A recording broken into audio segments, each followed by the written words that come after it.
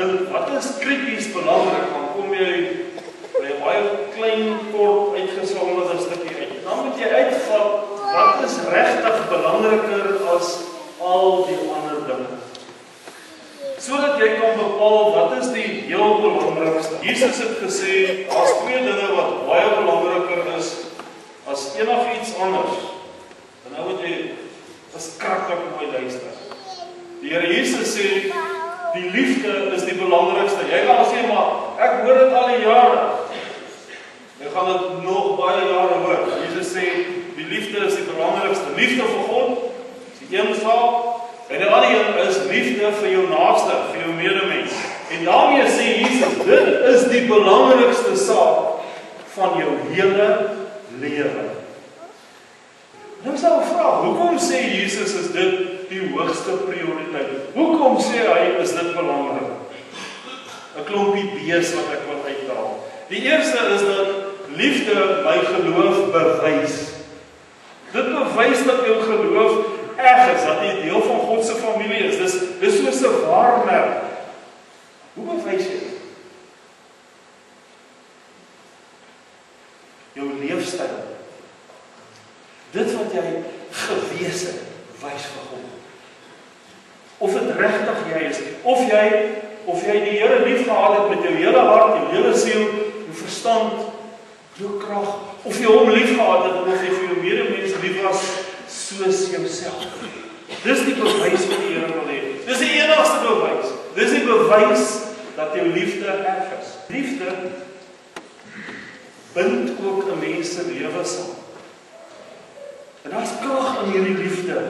Dis die samebindende krag van God. Want God sê, 1 Korinte 13, liefde is belangriker as enigiets anders. Dis al ding wat gaan bly en bly. Die liefde is so belangrik dat dit my lewe kan dra wanneer die groot storms van die lewe oor my kom. Wanneer ek begin rondgegooi word, wanneer dit met my sleg gaan, dan dra God se liefde my. Hierdie liefde wat ek vir hom moet hê en vir ander mense. Dit bedek ook my sondes en mislukkings. Die liefde maak dit toe. Dis goeie nuus as jy dit reg verstaan. Dat God jou sondes wegvat omdat hy jou liefhet. God vra nie langer het jy gesondig, het jy 'n fout gemaak? Hy gaan vra, het jy my lief gehad? Weet jy wat 'n verligting is dit vir my? God kyk na my lewe en hy vra vir my, "Karel, het jy my lief gehad? Toe jy daai fout gemaak het jy my lief gehad?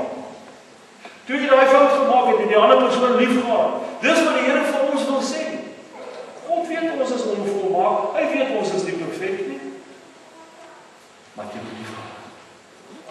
In 1 Petrus 4 vers 8 wil hy dit vir ons jy sekerlik sê.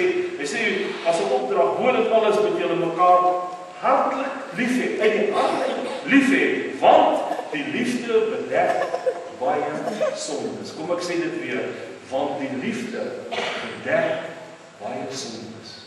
Wanneer ek die Here Jesus Christus lief het, dan is my sondes weg. Hy het aan die kruis opgehang en hy sy arm so wyd oopgemaak en gesê, so verskriklik lief is ek vir jou. Ek gee my lewe vir jou. Ek betaal in jou plek jou sondes, alles. Dis die goeie nuus van die evangelie. Daar's niks oor wat nie betaal is nie. Want Jesus se liefde bedek al my sondes, al my foute, al my mislukkings. Die liefde bly permanent, dit bly. Dit weergalm tot in die ewigheid. Soms soos 'n echo wat aanhou rol en rol tot voor God se troon. Daai liefde is die wonderlike dat dit tot in ewigheid aanhou. Sien, elke ander ding hou op, bestaan en op. Maar die liefde hou aan vir ewig. 1 Korinte 13 sê en nou geloof, hoop en liefde bly. Hierdie drie.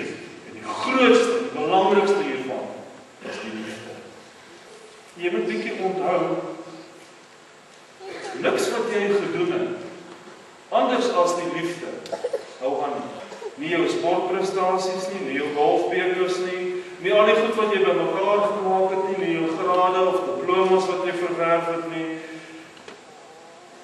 Net dit wat sê ek het dit weggegee uit liefde. Liefde staan.